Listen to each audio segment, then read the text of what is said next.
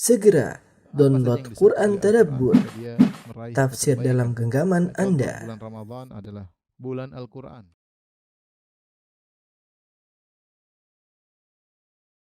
Bismillahirrahmanirrahim. Assalamualaikum warahmatullahi wabarakatuh. This meeting is being recorded. Innal hamdalillah nahmaduhu wa nasta'inuhu wa nastaghfiruhu wa natubu ilaihi wa na'udzu billahi min syururi anfusina wa min sayyiati a'malina. May yahdihillahu fala mudilla lahu wa may yudlil fala hadiyalah. Asyhadu an la ilaha illallah wahdahu la syarika lah wa asyhadu anna Muhammadan abduhu wa rasuluhu la nabiyya ba'dah. Ya ayyuhalladzina amanu taqullaha haqqa tuqatih wa la tamutunna illa wa antum muslimun. Ya ayuhan nasu taqu rabbakumul ladzi khalaqakum min nafsin wahidah wa khalaqa minha zawjaha wa batha minhuma rijalan katsiran wa nisaa'a wattaqullaha alladzi tasaaluna bihi wal arham innallaha kana 'alaykum raqiba. Ya ayyuhalladzina amanu taqullaha wa qulu qawlan sadida yuslih lakum a'malakum wa yaghfir lakum dhunubakum wa may yuti'illaha wa rasulahu faqad faza fawzan 'azima. Amma ba'd, fa in asdaqal hadithi kitabullah wa khairal huda huda Muhammadin sallallahu alaihi wasallam. Wa syarrul umuri muhdatsatuha wa kullu muhdatsatin bid'ah wa kullu bid'atin dhalalah wa kullu dhalalatin finnar. Ibu-ibu yang dirahmati Allah Subhanahu wa taala, kita melanjutkan pembahasan kita dari syarah Kitabul Jami'. Kita sampai pada hadis ke-14, masih dalam bab yang pertama tentang bab adab.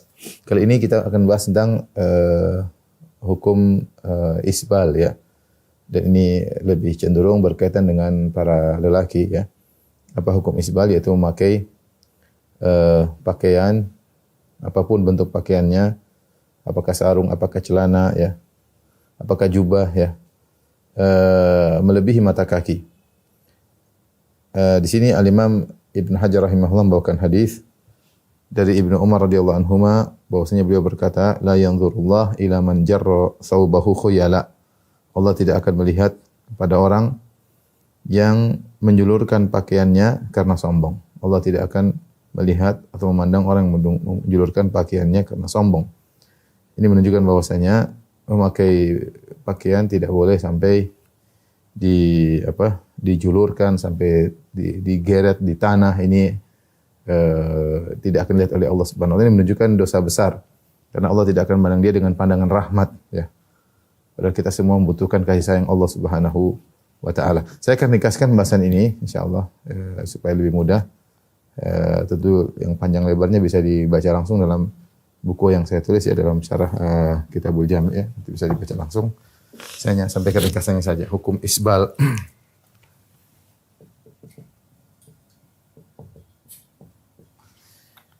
Isbal artinya menjulurkan pakaian hingga di bawah mata kaki.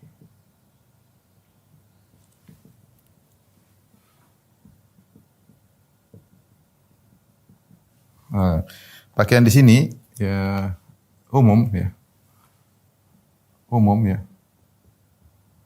mencakup celana, kemudian izar atau sarung,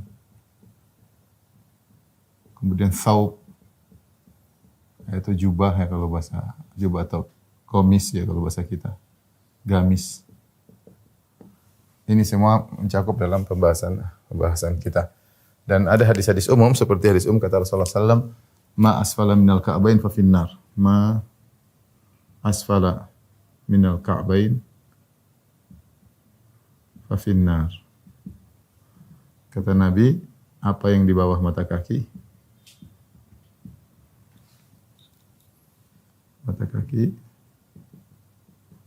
di neraka. Ini ancamannya di neraka. Di sini adalah isim mausul, ini umum ya. Apa saja, apa yang di bawah mata kaki. Maka mencakup seluruh pakaian ya, di bawah mata kaki, di bawah kedua mata kaki, bahkan di neraka. Jadi ini merupakan ancaman. Tidak boleh seorang memanjangkan celananya atau sarungnya atau bajunya di bawah mata kaki. Karena Rasulullah mengatakan apa yang di bawah mata kaki maka di neraka jahanam. Ini ancaman dari Nabi SAW. Adapun dalam hadis sering disebut izarul mu'min, sarung seorang mukmin adalah sampai di sini. Karena memang yang paling sering dipakai oleh kaum muslimin di zaman Nabi SAW adalah izar. Namun bukan berarti hukum ini hanya berlaku pada izar. Karena sebagian orang terlalu zahiri, dan zahiri yang salah. menganggap bahwa pembahasan masalah isbal ini berkaitan dengan sarung doang ya. Adapun tidak berkaitan dengan jubah seperti saya pakai, tidak berkaitan dengan celana panjang misalnya sirwal, ini tidak benar ya. Disebutkan dalam lafal-lafal hadis izar karena memang kebanyakan yang dipakai izar itu kharaja makhrajal ghalib, maka laisa lahu mafhum, yaitu yang disebutkan karena yang dominan adalah izar sarung di zaman tersebut, dan ini tidak ada mafhumnya, tidak ada mafhum mukhalafahnya. Berarti kalau bukan izar tidak berlaku hukum isbal. Ini tidak benar. Para ulama menjelaskan hukum ini adalah umum, mencakup seluruh yang dipakai, yaitu kullu ma yulbas, semua yang dipakai terkena hukum masalah isbal. Tapi apa hukumnya? Maka ada dua model isbal. Yang pertama dikerjakan dengan karena sombong, dikerjakan dengan kesombongan. Maka ini sepakat ulama ya. Sepakat ulama hukumnya haram. Hukumnya haram, bahkan dosa besar. Haram, bahkan dosa besar. Ya tadi apa namanya? La yanzurullah ila man jarra thawbahu khuyala. Allah tidak melihat orang yang menggeret pakaiannya ya karena sombong ya. Di sini apalagi dalam hadis disebut thawbahu, ini bukan hanya sarung tapi baju juga. Ini hukumnya adalah dosa besar, terlebih lagi karena ada kesombongan. Dosa besar terlebih lagi karena disertai kesombongan. Dan kita tahu sombong adalah dosa besar. Rasulullah SAW mengatakan la yadkhul jannata man kana fi qalbihi mithqalu dzarratin min kibar. Kata Nabi, la yadkhul jannah man kana fi qalbihi mithqalu dzarratun min kibar. Tidak masuk surga orang yang di hatinya ada kesombongan meski sebesar zarrah. Zarrah itu adalah dalam bahasa Arab bisa artinya semut kecil ya, itu barang yang sangat kecil. Ini ibu yang dirahmati Allah Subhanahu wa taala, meskipun kita sedang membahas tentang isbal, tapi ini dalil bahwasanya, ibu-ibu perhatikan, bahwasanya kesombongan itu bisa muncul karena baju. Dalil bahwa kesombongan bisa muncul karena baju. Sebab kesombongan banyak ya. Sombong karena baju, karena jabatan, karena nasab bisa sombong, karena mobil mewah bisa sombong, karena ilmu yang cerdas bisa sombong, karena kecantikan bisa sombong, karena ketampanan bisa sombong. Banyak hal yang bisa, body yang fit, yang atletis misalnya, ya, atau yang sering ikut fitness bisa sombong dengan bodinya, dengan jisimnya. Banyak hal bisa bikin orang sombong. Ya.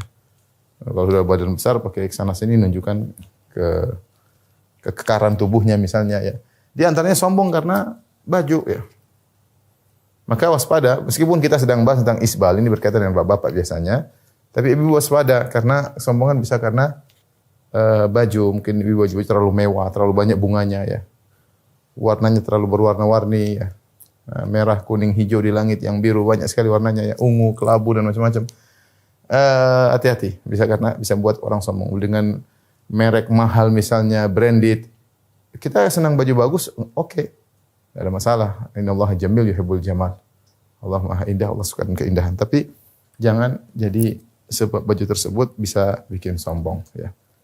Seperti dalam hadis ada seorang dibenamkan dalam bumi karena sombong ya. Bainama rajulun yamshi ya. Alaihi hullatun ya. Yatabakhtaru fihima ya.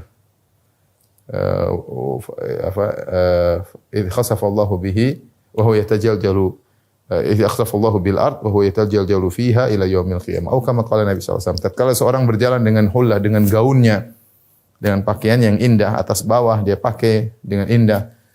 Yatakhbataru fihima, dia sombong dengan dua gaunnya tersebut. Idh khasafallahu bihil ard, maka Allah benamkan dalam bumi. Wa huwa yatajaljalu fiha, maka dia digoncangkan dalam bumi sampai hari kiamat. Ini orang dibinasakan karena sombong. Qarun keluar dengan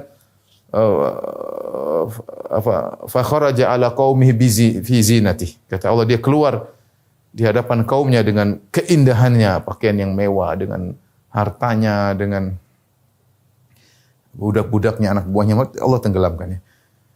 Nah, kalau sombong bisa disebabkan karena baju, apalagi dengan sebab yang lain. Maka waspada ibu-ibu ya yang biasa kadang punya tas branded, hati-hati ya. Made in mana kayak made in terkadang KW lagi bukan asli. Itu pun sombong, apalagi kalau asli yang harganya mungkin mahal, maka waspada. Ini sekedar satu contoh bahwasanya Allah menghukum atau Allah tidak memandang orang sombong karena dia isbal. Ini bagi laki-laki. Ingat, tidak mau surga orang dalam hatinya ada sombong meskipun hanya sebesar zarah. Zarah itu sesuatu yang sangat kecil. Sedikit pun kalau ada di hati kita tidak masuk surga. Karena yang berhak sombong hanyalah Allah Subhanahu wa taala. Kita ini enggak punya apa-apa, ya. Semua pemberian dari Allah Subhanahu wa taala. Kita ini innalillahi. Kita ini semua milik Allah.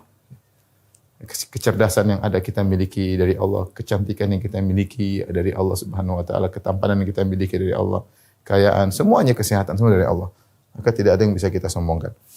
Untuk model pertama dikerjakan dengan kau sombong, maka ini ijma, sepakat, ya sepakat hukumnya adalah haram.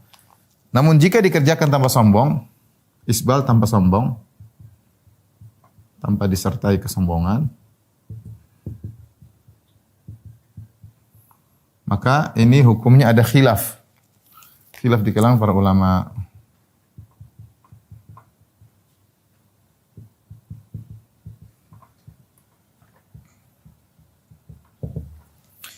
Secara umum ada dua pendapat. Ada yang mengatakan 3 pendapat, ada yang mengatakan, tapi secara umum saya dapati dalam buku-buku 2 pendapat. Ya.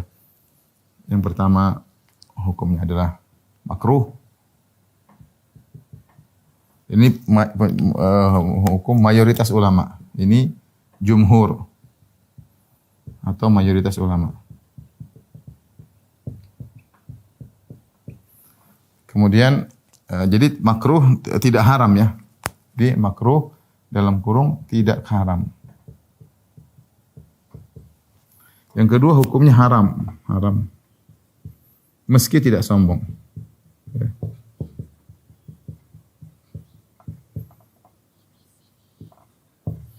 Ini adalah pendapat minoritas ya. Sebagian ulama.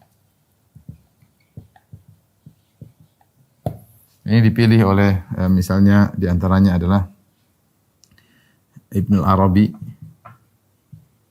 Madhab Maliki, Al-Maliki.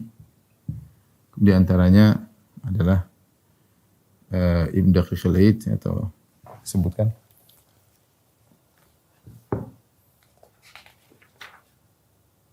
Al-Qadhiyat ya. Al-Qadhiyat. Juga Maliki, kemudian Az-Zahabi, ini Al-Maliki. Kemudian Az-Zahabi juga dari mazhab Maliki. Kemudian di antaranya Ibnu Hajar dirocikan oleh Ibnu Hajar rahimahullah. Az-Zahabi Asy-Syafi'i.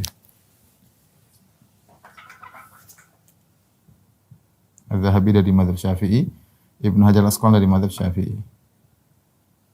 Kemudian pendapat ini yang dipilih oleh ulama sekarang seperti Syekh bin Baz rahimahullah, Al-Albani, kemudian Al-Utsaimin, Ibnu Al-Utsaimin. Taib, adapun dalil yang mengatakan bahwasanya isbal hukumnya makruh, dalilnya kata mereka ya hadis-hadis yang mutlak tentang haramnya isbal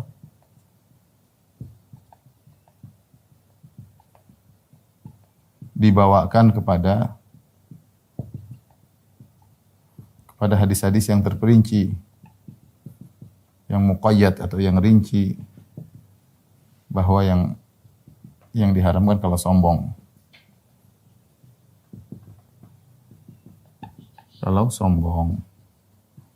Jadi dalam usul fikih bahwasanya ada kalau lafal-lafal yang mutlak, ada yang muqayyad, maka yuhmalul mutlak alal muqayyad. Maka hadis-hadis yang seperti ma asfala minal ka'bain fa finnar, yang di bawah mata kaki di neraka, ini umum. Ada hadis innallaha la yanzuru ila man jarra thawbahu khuyala.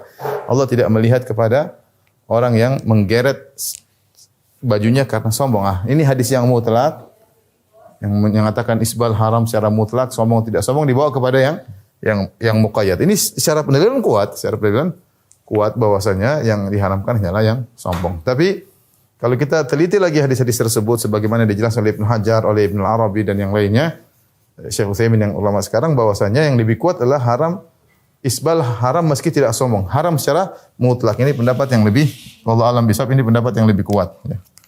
Ini pendapat yang lebih kuat. Ya. Yang rajih, ya. lebih kuat. Kenapa? Karena ada, saya kalau tidak salah sebutkan 5 sebab. Kenapa lebih kuat? Karena ada 5 atau 4 sisi pendalilan, ya. 4 sisi pendalilan. Apa 4 sisi pendalilan tersebut, ya, atau 5 tersebut? Yang pertama, ya,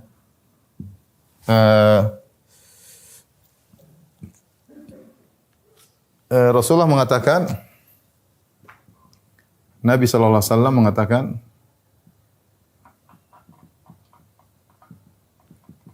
isbal itu sendiri merupakan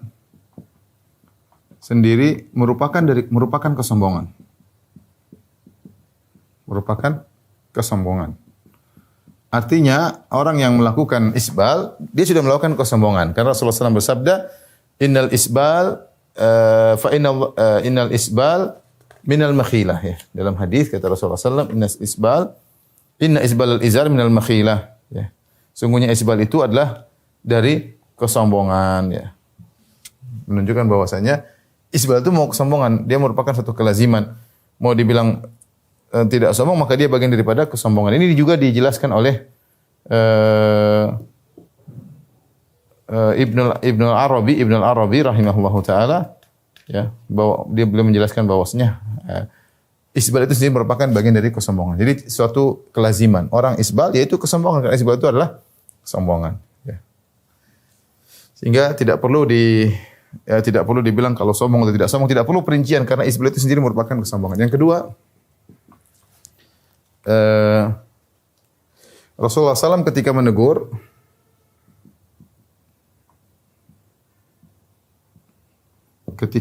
orang isbal,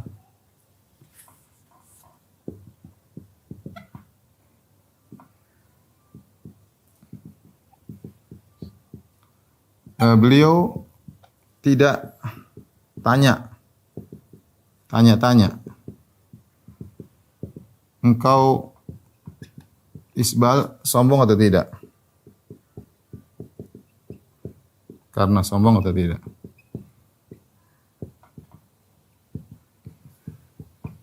Jadi Rasulullah SAW tidak pernah tanya, padahal kita tahu kesombongan itu adalah amalan hati. Seandainya isbal yang haram hanya sombong, Rasulullah SAW mengatakan, kamu sombong atau tidak? Kalau enggak sombong, ya sudah enggak apa-apa. Kalau sombong, angkat. Rasulullah tidak, Rasulullah SAW tegur sahabat-sahabat mulia, bahkan Ibnu Umar radhiyallahu taala anhu, ya. Rasulullah kemudian menegur, ya. Kata Rasulullah, irfa izarak wattaqillah. Angkatlah sarungmu dan bertakwalah kepada Allah. Rasulullah tegur siapa aja yang ada isbal, Rasulullah suruh angkat. Rasulullah bilang, kamu sombong atau tidak? Kalau sombong, angkat. Kalau enggak apa-apa. Ini, dan Rasulullah tidak tahu isi hati manusia. Ketika Rasulullah SAW menegur secara mutlak, siapapun yang isbal Rasulullah tegur, menunjukkan isbal itu haram, meskipun tidak disertai dengan kesombongan. Ya. Apalagi dalam hadis ada seorang yang dia isbal, Rasulullah dari jauh ada seorang yajurru izarahu.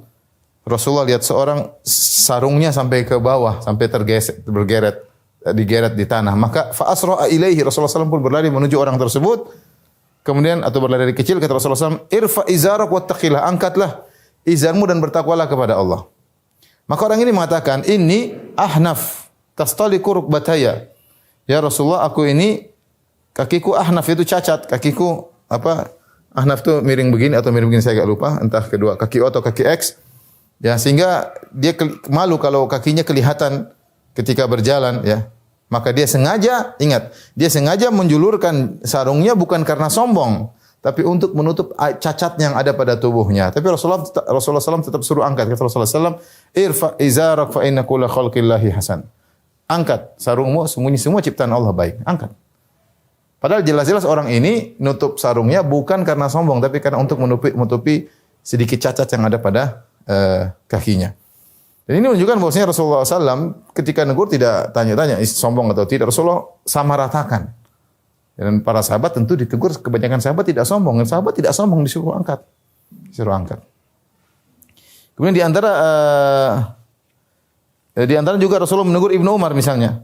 Kata Ibnu Umar, aku melewati Rasulullah SAW wa fi izari istirkha, dan sarungku agak turun. Maka Rasulullah SAW berkata, "Ya Abdullah irfa'ar izarak." Wahai Ibnu Umar, angkat sarungmu. Farafa'tuhu.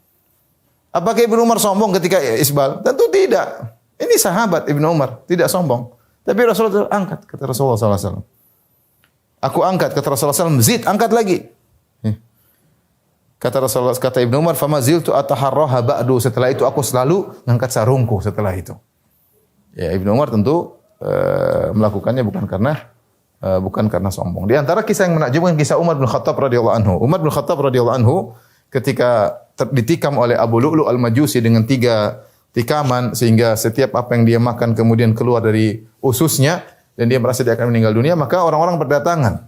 Dia tergeletak di atas pembaringan, orang-orang berdatangan dan ada yang memuji Umar bin Khattab radhiyallahu anhu. Ada seorang pemuda memuji Umar, setelah dia pergi, kata Umar, panggil orang tersebut. Panggil anak muda tersebut. Anak muda tersebut balik. Ternyata Umar lihat bajunya di bawah mata kaki. Umar dalam kondisi akan meninggal dunia, dia masih tetap bernahi mungkar. Dia berkata, "Irfa' thawbak." Angkat bajumu. Fa innahu anqali thawbik wa atqali rabbik. Karena kau angkat bajumu lebih bersih untuk bajumu dan lebih bertakwa kepada Rabbmu. Jadi Umar semangat meskipun akan meninggal dunia. Artinya ya dia tidak bilang kamu sombong atau tidak. Kalau sombong angkat, kalau enggak sombong enggak apa? Enggak.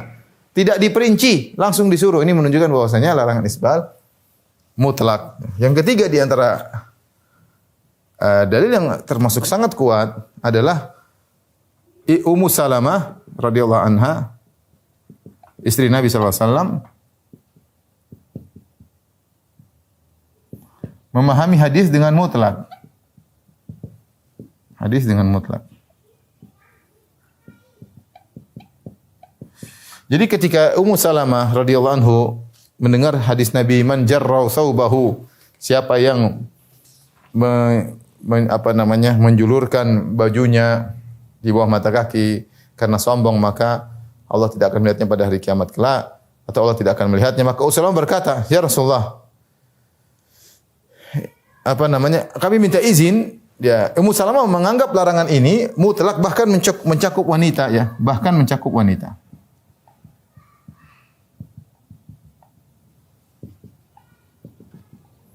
Padahal kita tahu wanita isbal bukan karena sombong, tapi untuk menutup aurat. Padahal wanita isbal jubah mereka, mengisbal rok atau jubah mereka, jelas-jelas untuk menutup aurat. Bukan untuk sombong.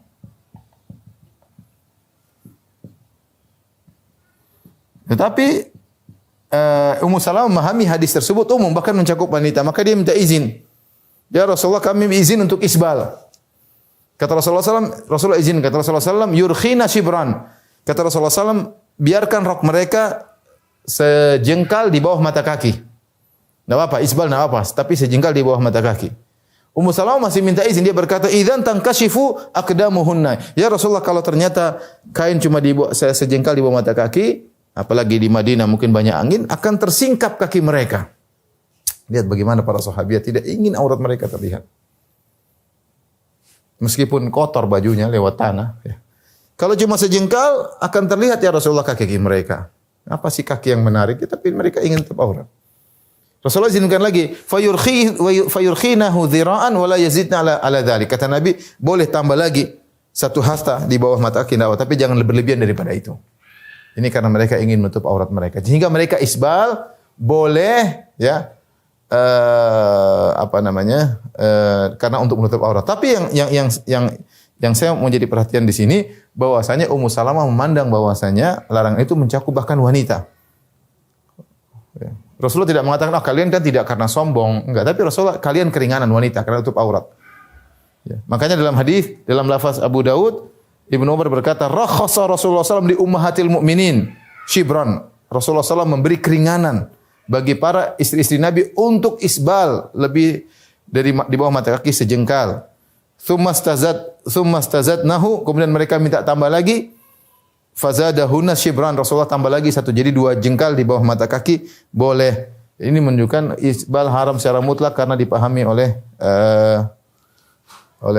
Ummu Salamah, bahkan mencakup wanita. Kemudian yang keempat,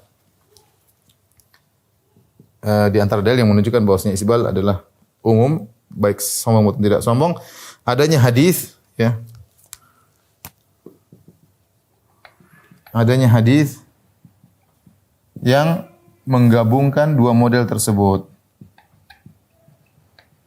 2 model isbal, 2 model isbal, yaitu yang sombong dan yang tidak sombong, yang disertai sombong dengan yang tidak, dengan 2 hukum yang berbeda. 2 hukum yang berbeda. Saya bacakan hadisnya dari Abu Sa'id Al-Khudri radhiyallahu anhu. Ini hadis riwayat Abu Daud dan disahihkan oleh Nawawi dan Syekh Al-Albani dan Syu'aib Al-Arnaud. Kata Rasulullah sallallahu alaihi wasallam, izarul muslim ila nisfis saq. Sungguhnya sarung seorang muslim sampai di tengah betis. Wala haraj aw la junah fi ma bainahu wa bainal ka'bain. Tidak jadi masalah di bawahnya, yang penting tidak di bawah mata kaki. Selama masih di atas mata kaki atau di pas mata kaki tidak jadi masalah. Ya. Fama kana asfala minal ka'bain, perhatikan kata Nabi. Maka apa yang di bawah mata kaki fahuwa finnar, maka di bawah mata kaki itu di neraka. Man jarra izarahu bataran lam yanzurillahu ilaih. Siapa yang menggeret sarungnya karena sombong, Allah tidak melihat kepadanya. Di sini Nabi menggabungkan 2 lafaz langsung. Ya, Rasulullah SAW bersabda, fama kana asfala minal ka'bain fafinnar. Kemudian Nabi SAW menyebutkan man jarra thawbahu jarra izarahu bataran lam yanzurillah ilaih. Nabi mengatakan apa yang di bawah, ini model pertama tanpa sombong. Apa yang di bawah mata kaki di neraka. Ini model pertama. Model kedua tanpa sombong. Maka hukumannya di neraka. Yang kedua, barang siapa yang barang siapa yang menggeret izarnya karena sombong, maka Allah tidak melihatnya. Ini model pertama, karena sombong. Ternyata Rasulullah menggabungkan 2 model tersebut dalam satu redaksi hadis dengan 2 hukum yang berbeda. Fafinnar itu berarti lebih ringan daripada Allah tidak memandang dengan rahmat secara keseluruhan, karena fafinnar Rasulullah berbicara tentang tentang di bawah mata kaki saja. Adapun kalau yang kedua, Allah tidak melihatnya pada hari, Allah tidak melihatnya dengan pandangan rahmat, ya. Ini lebih keras. Oleh karenanya ini semua menunjukkan bahwasanya isbal yang lebih kuat pendapatnya adalah haram secara mutlak. Tapi tentunya seperti saya katakan tadi, ini masalah khilafiyah, maka seorang tidak usah ribut, kemudian apalagi dikaitkan masalah manhaj, apalagi dikaitkan masalah akidah, tentu tidak demikian. Ini masalah khilafiyah. Di sana ada ulama yang berpendapat yang sombong hanyalah yang haram hanyalah yang sombong, kalau tidak sombong masalah makruh. Tapi kita berbicara yang lebih kuat adalah pendapat yang dikuatkan oleh para ulama bahwasanya isbal haram secara mutlak. Hikmah diharamkan isbal secara mutlak.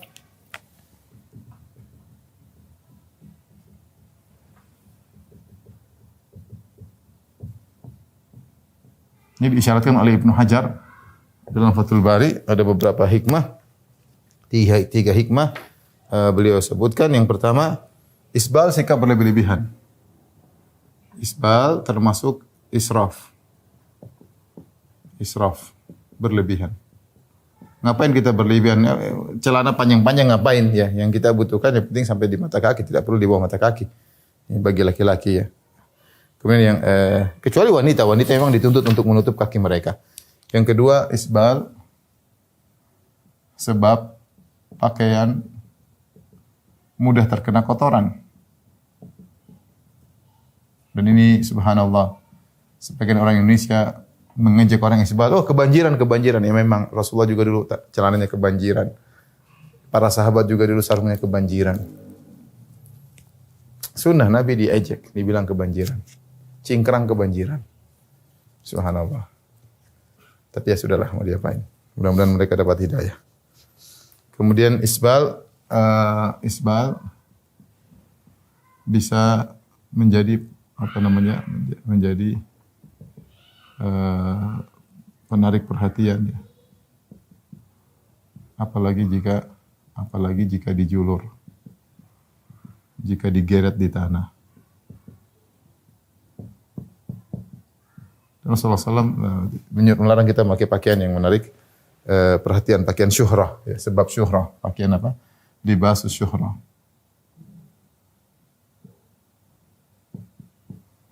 Tapi ini di antara tiga sebab yang disebutkan oleh para ulama kenapa diharamkan isbal secara mutlak.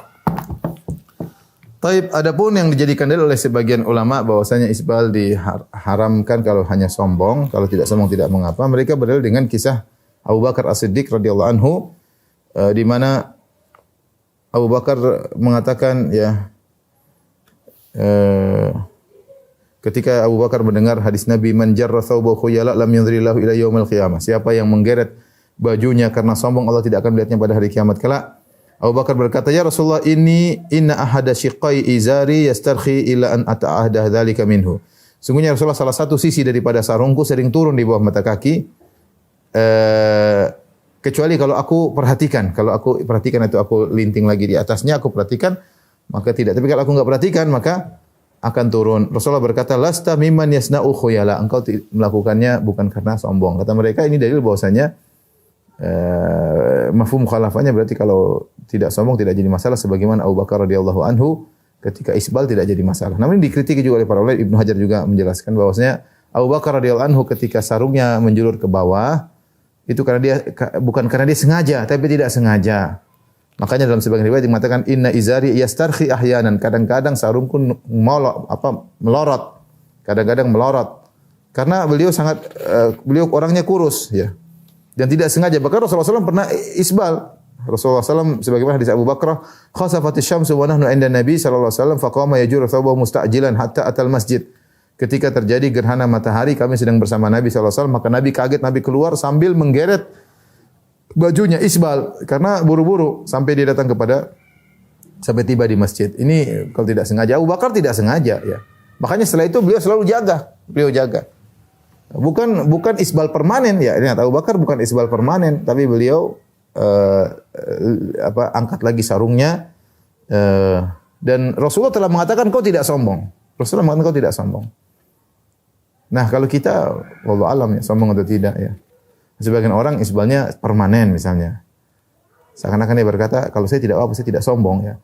Tapi intinya dalil bahwasanya seorang berusaha untuk bertakwa kepada Allah, alhamdulillah kalau dia tidak isbal, argo pahala mengalir, celananya sesuai dengan sunnah, jubahnya sesuai dengan sunnah, sarungnya sesuai dengan sunnah, angkat di atas mata kaki, apa susahnya? Apa susahnya? Lebih bersih, ya. Tidak perlu digulur-gulurkan, dijulur-julurkan, ya. Tidak perlu, ya. Dan kita dapati sebagian mode sekarang celana-celana saya bahkan ke luar negeri, bahkan waktu saya ke Sydney beberapa tahun lalu, saya sudah lihat anak-anak muda udah celananya di atas mata kaki ya, di atas mata kaki. Ya. Jadi maksud saya seorang berusaha menjalankan sunnah meskipun mungkin ada yang mengejek karena ketidaktahuan, dibilang cingkrang, dibilang kebanjiran, biarin aja, mereka tidak ngerti. Kita ingin pahala mengalir kepada kita selalu karena kita berpakaian sesuai dengan yang dianjurkan oleh Nabi sallallahu alaihi wasallam. Jadi banyak dosa dengan kita melakukan sunnah-sunnah, mudah-mudahan pahala-pahala tersebut bisa menggugurkan dosa-dosa yang kita lakukan. Baik, ini ibu-ibu yang dirahmati Allah Subhanahu wa taala, pembahasan pertama tentang isbal. Semoga meskipun ini khusus bagi laki-laki, tapi mudah-mudahan menjadi tambahan wawasan bagi ibu-ibu bagaimana perhatian para sahabiat ingin menutup aurat mereka tidak terlihat, bahkan kaki mereka tidak ingin dilihat. Dan juga waspada ibu-ibu kalau memakai baju, jangan baju yang menimbulkan kesombongan. Rasulullah mengatakan man yalbas libas syuhrah fi dunya albasahullahu yaumal qiyamah libasal madzalla, kama qala Nabi sallallahu alaihi wasallam. Siapa yang pakai baju ketenaran di dunia, maka Allah akan membuat dia memakai pakaian kehinaan pada hari kiamat kelak. Jangan sampai seorang memakai baju terlalu mewah, terlalu mahal ya, sehingga menarik perhatian dan bisa jadi terjerumus dalam kesombongan. Hati-hati dengan yang branded itu, khawatirnya memupuk titik-titik kesombongan dalam hati kita ya. Kita senang kalau anti bisa menjaga hati karena ada barang yang anti sukai meskipun mahal, insya Allah nggak jadi masalah ya. Yang penting anti tidak sombong dan sudah menjalankan kewajiban-kewajiban zakat, sedekah dan yang lainnya ya. Tapi lebih hati-hati seorang meninggalkan sebab-sebab yang bisa menimbulkan kesombongan, karena kesombongan adalah perkara yang sangat rawan ya dan berbahaya. Tapi kita masuk ke hadis ke-15 ya. Adab makan, yaitu makan dan minum dengan tangan kanan. Wa anhu, dari Ibnu Umar radhiyallahu anhu, anna Rasulullah sallallahu alaihi wasallam qala, Rasulullah sallallahu bersabda, "Idza akala ahadukum falyakul bi yaminihi." Jika seorang makan, maka hendaknya makan dengan tangan kanannya. Wa idza syariba falyashrab bi yaminihi. Kalau dia minum, maka hendaknya minum dengan tangan kiri, minum dengan tangan kanannya. Fa inna syaitana ya'kulu bi shimalihi wa yashrabu bi syamil. Karena syaitan makan dengan tangan kiri dan minum dengan tangan kiri. Akhrajahu Muslim. Hadis riwayat Muslim. Ini hadis menjelaskan tentang adab makan dan minum, hendaknya makan dengan tangan kanan, minum dengan tangan kanan. Bahkan Rasulullah mengatakan jangan makan dengan tangan kiri. Kenapa? Karena syaitan makan dengan tangan kiri. Syaitan minum tangan kiri. Ada yang bertanya, "Ustaz, syaitan kok makan dan minum tangan kiri?" Hobinya begitu, mau diapain? Ya hobinya begitu. Ada orang hobinya begini, mau diapain? Sama kecoa hobinya ke WC, ke toilet, ya kena hobinya begitu, kita mau larang. Ya sudah, itu hobinya begitu. Setan juga begitu hobinya. Hobinya makan pakai tangan kiri, minum tangan kiri, kadang sendal pakai sendal satu doang ya. Dan setan makan dan minum. Setan makan dan minum ya. Oleh karenanya Rasulullah SAW dalam sebagian hadis menyebutkan tentang asar dampak dari makan dan minumnya setan. Seperti Rasulullah SAW mengatakan setan buang air kecil. Kata Rasulullah SAW, "Ma zala na'iman hatta asbah." Si fulan senantiasa tidur sampai pagi hari. Maqama ila salat, dia tidak bangun untuk salat. Terlambat salat. Faqala bala syaitanu fi udhunih. Syaitan kencing di telinganya. Ya enggak ada air sih, cuma ya begitu. Dia kencingnya ke arah ke telinga. Tidak ada air yang mengalir, itu kencing manusia. Kalau syaitan dia punya kencing khusus yang dia kencingkan telinga sehingga orang tidur tidak dengar ya. Orang tidur tidak dengar. Dalam hadis juga kata Rasulullah SAW, "Idza nudiya lis-salati adbara syaitan wa lahu durat." Lalu dikumandangkan azan, maka syaitan kabur dan dia kentut. Dia terkentut. Berarti dia ada metabolisme sistem syaitan ya. Dia makan ada kentutnya, dia makan juga ada buang air kecilnya. Maka kita yakin syaitan makan dan minum dia, karena dampaknya sampai Rasulullah sebutkan dia buang angin dan dia juga buang air. Dan kita dilarang untuk mengikuti syaitan. Kata Allah Subhanahu wa taala, "Ya ayyuhalladzina amanu la tattabi'u khutuwati syaitan." Wahai orang yang beriman, jangan ikuti langkah-langkah syaitan. Jadi ini yang pertama, yang benar bahwasanya makan dengan tangan kanan dan minum dengan tangan kanan hukumnya wajib.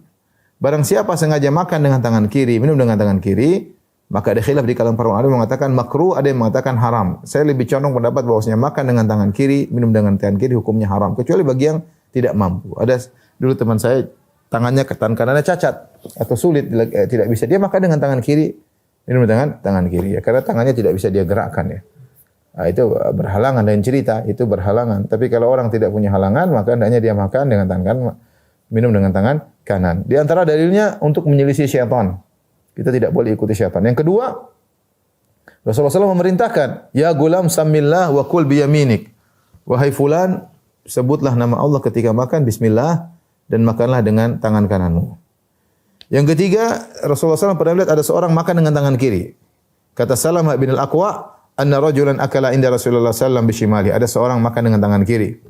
Faqala Rasulullah SAW berkata, "Kul biyaminik," makanlah dengan tangan kananmu. Faqala la astati, saya tidak bisa Rasulullah makan dengan tangan kanan. Kata Rasulullah, "La astata'ta," kau tidak bakalan mampu. "Ma mana'ahu ilal kibar." dia tidak tercegah untuk makan dengan tangan kanan kecuali karena sombong.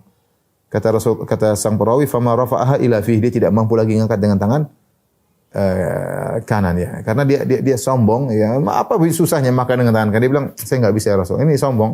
Ada yang mengatakan orang ini orang munafik. Allah alam bisawab, tapi intinya Rasulullah SAW mendoakan keburukan bagi orang yang tetap ngeyel makan dengan tangan kiri.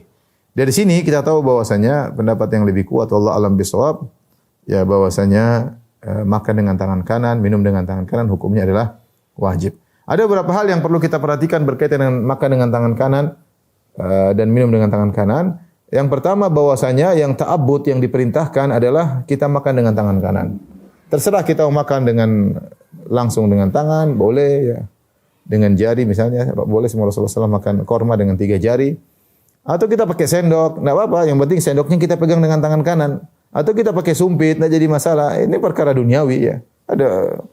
Kalau kita makan mie kan pakai tangan kan enggak bisa ya. Agak bagaimana begitu ya. Ada pakai sumpit enggak ada masalah. Dia bilang sumpit tasyabuh dengan orang. Enggak, ini perkara duniawi dan ini ada masalah, bukan sudah hal yang dipakai oleh semua orang. Makan pakai sumpit atau makan pakai sendok, makan pakai garpu ya, enggak ada masalah. Yang penting makannya memasukkan ke mulut pakai tangan kanan. Ya. Kemudian saya ingatkan pula ketika makan dengan dua memegang alat makan dengan 2 tangan, seperti kita tangan kanan pegang sendok, tangan kiri pegang garpu. Ingat, garpu ini hanya untuk membantu, tapi tetap masukkan ke mulut dengan tangan kanan. Jangan kita karena dua-dua akhirnya pakai garpu tangan kiri, ini tidak boleh. Ya, demikian kalau makan steak. Makan steak itu garpu dan sendok, bukan enggak ada garpu dan pisau, enggak ada sendoknya. Garpu dan pisau. Akhirnya yang dilakukan garpu untuk nekan, pisau untuk potong, makanya tangan kiri. Ya ini salah juga. Ya kita karena motong tangan kiri susah. Ya, makanya nahannya pakai garpu tangan kiri, motongnya tangan kanan. Terus kita ngambilnya pakai tangan kiri, ini salah ya. Enggak apa-apa pakai pisau enggak, insyaallah kan pisaunya juga enggak tajam banget ya, dan bukan untuk kita potong bibir kita. Intinya masuk ke mulut pakai tangan kanan. Mau kita tukar garpunya dulu, pokoknya pakai tangan kanan masukin ke mulut. Yang berikutnya juga sebagian orang sering minum dengan tangan kiri dengan alasan cangkir enggak mau kotor ya. Sehingga mereka habis makan tangan kanan terus ada cangkir, mereka pegang tangan kiri, mereka minum. Jangan. Kotor enggak ada masalah, yang penting kita menjalankan sunnah Nabi sallallahu alaihi wasallam ya. Ya, lain halnya kalau dia pegang, kemudian dia pegang dengan tangan kanan, kemudian ini sebagai hanya alat bantu, tapi tetap dia minum dengan tangan kanan. Jangan dia minum dengan tangan kiri. Tangan kanan cuma sekedar megang, kemudian tangan kiri enggak boleh. Kita ingin menjalankan sunnah Nabi sallallahu alaihi wasallam. Tapi hadis yang terakhir yang berkaitan dengan bab al-adab ya, bab pertama dari Kitabul Jami' ya. Karena kita sudah sampaikan Kitabul Jami' itu ada 6 bab. Yang pertama bab adab, yang kedua bab tentang silaturahmi dan birrul walidain, kemudian bab yang ketiga tentang zuhud dan wara'. Baru kemudian bab yang keempat tentang akhlak yang buruk, bab yang kelima tentang akhlak yang baik, bab keenam tentang zikir dan doa. Dan inilah bab hadis terakhir tentang bab pertama, yaitu bab adab ya. Hadis ke-16 tentang adab makan, larangan berlebih-lebihan. An Amr bin Shu'aib an abihi an jaddihi. Qala Rasulullah sallallahu alaihi wasallam bersabda, "Kul washrab walbas wa tasaddaq fi ghairi sarafin wala makhilah." Atau wala makhilah. Makanlah dan minumlah, berpakaianlah, bersedekahlah atau keluarkanlah hartamu dengan 2 syarat, bebas. Jadi silakan makan, silakan minum, silakan pakai pakaian, silakan mengeluarkan duit, tapi 2 syaratnya. Fi ghairi saraf, jangan berlebihan, wala makhilah, dan jangan sombong. Akhraja Abu Dawud wa Ahmad wa allaqahu al-Bukhari. Hadis ini diriwayatkan Abu Dawud dan Imam Ahmad, dan hadis ini muallaq oleh Imam Bukhari dalam sahihnya ya. Itu muallaq, tidak disebutkan sanadnya secara total seluruhnya, tetapi ada sebagian hadis yang rawinya yang dihapus kemudian disebutkan, tidak, sanadnya tidak semua disebutkan, ada sebagian dipotong, itu namanya hadis muallaq, hadis-hadis yang tergantung. Ikhwan dan akhwat ibu dirahmati Allah Subhanahu wa taala ya. Kita tahu bahwasanya Allah menciptakan apa yang di muka bumi untuk kita nikmati. Kata Allah, "Huwallazi khalaqa lakum ma fil ardi jami'a." Dialah Allah yang telah menjadikan bagi kalian apa yang di atas muka bumi ini untuk kalian. Hukum asalnya halal, kita boleh makan, kita boleh minum, kita boleh pakai, kita boleh gunakan ya. Cuma 2, jangan berlebihan dan jangan sombong. Allah berfirman, "Kulu washrabu wa la tusrifu." Ya. Kulu washrabu wa la tusrifu. Makan dan minum jangan berlebihan. Walladzina idza anfaqu lam yusrifu wa lam yaqturu wa kana baina dzalika qawama. Orang-orang yang ketika berinfak dia tidak berlebihan dan tidak juga pelit, tapi di antara keduanya. Pokoknya berlebihan dan sombong tidak diperbolehkan ya.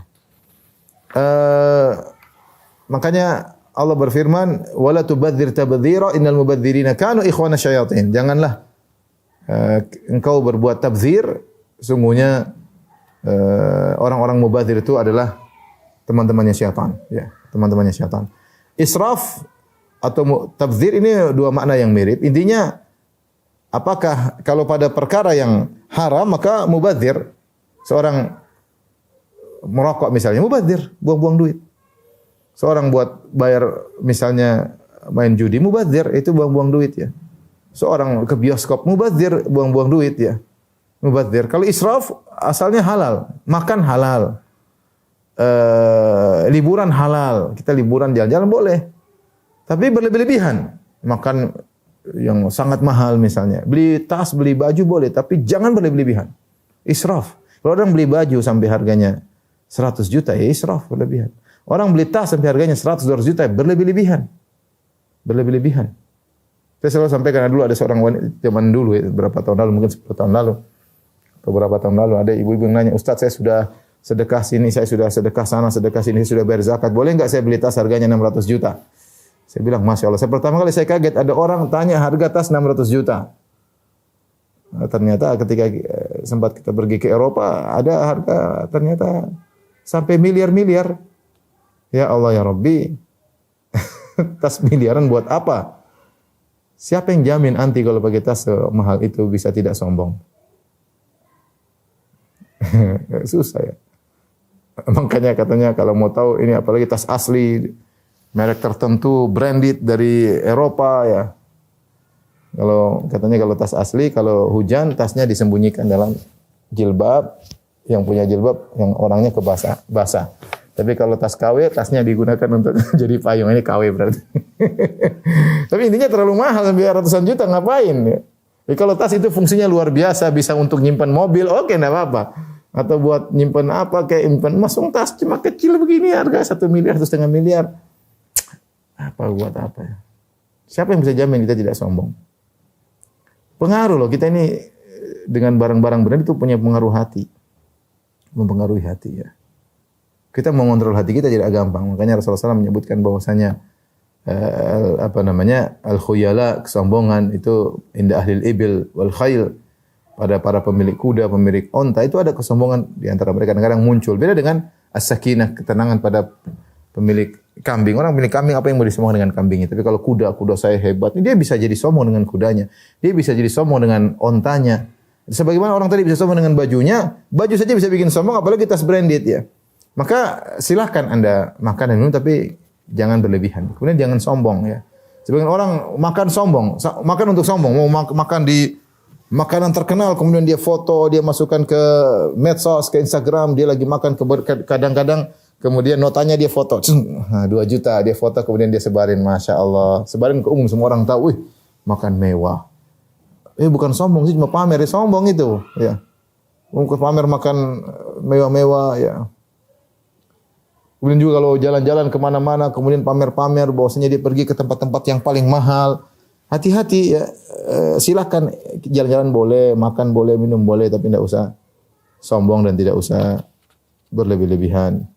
Demikian Ibu yang dirahmati Allah Subhanahu wa taala kajian kita, insyaallah kita lanjutkan bulan depan. Kurang lebihnya saya mohon maaf. Wabillahi taufiq wal hidayah. Assalamualaikum warahmatullahi wabarakatuh.